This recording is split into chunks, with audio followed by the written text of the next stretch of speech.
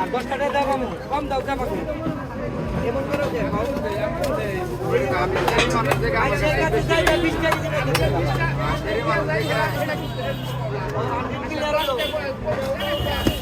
clear হলো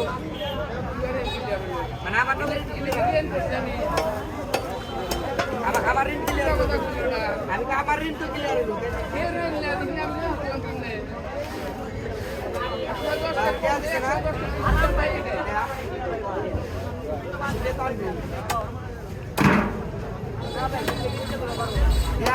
মাছ দিব নগদে নিয়ে হ্যাঁ